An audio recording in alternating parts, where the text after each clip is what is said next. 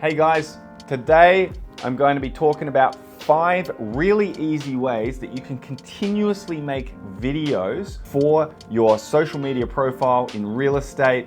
And this is going to help you just to be very consistent and be able to get plenty of content out all the time. Now, why should you listen to me? Well, I've been a real estate agent for 16 years, owned my own real estate agency for 8 years. And I've been huge on social media from the beginning. I get almost 2 million views on my socials every 3 months. And as an agent, it really helped me to boost my profile. And I got dozens of listings through using social media tactics. Okay, so here's 5 easy tips on how to consistently post great content and great videos about real estate. So the first one is property videos. Guys, if you're listing a property, you have to be putting a property video as an option on every marketing campaign. And ideally you want the owner to pay for it, and that way you can get a professional videographer to do a proper video on it. You can include yourself in the video, which is great for profile as well. But even if you can't do that, if the owner is not willing to pay for a video, then the other option is to just get one of those DJI Osmos, which is a handheld device which you can put your phone in and someone can walk around, and you could easily do some sort of walkthrough video of a property. It doesn't always have to be some superstar, best edited thing. Sometimes raw and real works even better. With property videos, you should also get a budget from the owner for sponsoring that video to the whole local community. Why? Because we're trying to find more buyers that are interested in that home, okay? If you're an agent, you should know that 70% of all buyers buying in an area actually live within the surrounding 5 to 10 suburbs surrounding where they're looking. So if you have a property video and you sponsor it to a few postcodes surrounding, you're actually going to be hitting a lot more potential buyers that may have not seen the opportunity of the property online on the property portals. So you need to explain that to your owner so they can give you a budget for ads. Now guys, this is really important about social media ads for real estate.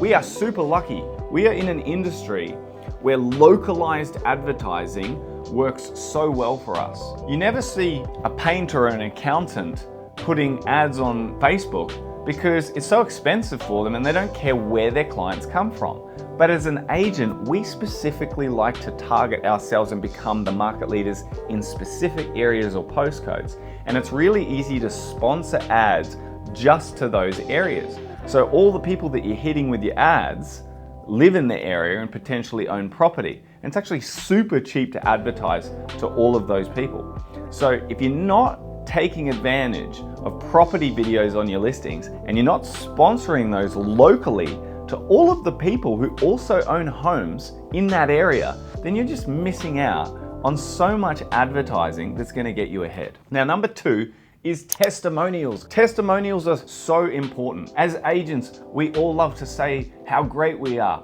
Oh wow, I got a record price. Oh, street record. Oh, I did this, I did that. My team's so good. We achieved this amount of sales in the last year. Okay guys, no one really cares about that shit, and it just makes you look like an egotistical maniac sometimes, okay? Nothing's better than someone else talking about how good you are. Not you, one of your clients. So the best way you can take advantage of this is right upon settlement or even unconditional date of the sale going through, take a gift around to your client, which you would usually do anyway, and at the same time, at that moment, you could ask the owner, hey, would you mind sitting down for 2 minutes and just giving us a couple of lines about the experience that you had working with myself and my team? The reason you do it then is because, number 1, they're in a good mood, you're giving them a gift, the sale's been really great, the mood is heightened. Number 2, you're already there to give them a gift, so why not make a video at the same time so you don't have to come back at another time? Trying to think of ways that we can make videos quicker and easier, and this is killing 2 birds with 1 stone. But anyway, testimonials are huge.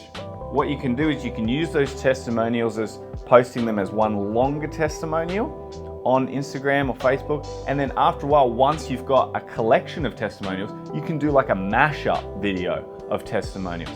And those all work super, super well. And again, you should sponsor ads to your local area with those testimonials with your clients spruiking about how good you were at your job. All right, number 3, guys, educational videos. Educational videos are super easy to do. You can do them in less than 60 seconds, and there's hundreds of topics you could talk about. You could talk about how much presentation affects price, or why is it better to start your campaign with a price range rather than have no price at all, or why it's important to set your price correctly from the start of the campaign. There's hundreds of little tips that you can give the public about real estate, about how to sell for the highest price, about just how to get the result that they're after. You can never stop thinking. I've done hundreds of these videos, and there's always more to do. And there's also little spin-offs on the same topics you can always do. These videos are super easy to do. They don't need to be professionally edited. You can, again, use one of the handheld Osmos with your phone, and even through the apps, you can edit these kinds of videos quite well if you don't have the budget for professional editing. So educational videos, 100%, you should be doing at least 1 or 2 of those every single month. The 4th type of video you can do, which is really easy, and really beneficial, is community videos. Now, I'll give you an example that worked for me really well. I specifically looked after a postcode in the area. So what I did is I went around to every single cafe that was in that area, and I did a video on every cafe in the area, and I would talk about where it is and introduce the owner and show some of the menu items, and then, try one of the menu items and just talk about what a beautiful little cafe and spot that it is, and then get that out on my socials and sponsor it to the whole local area. And you should see all the community comment, "Oh, I love that place, that's a great cafe."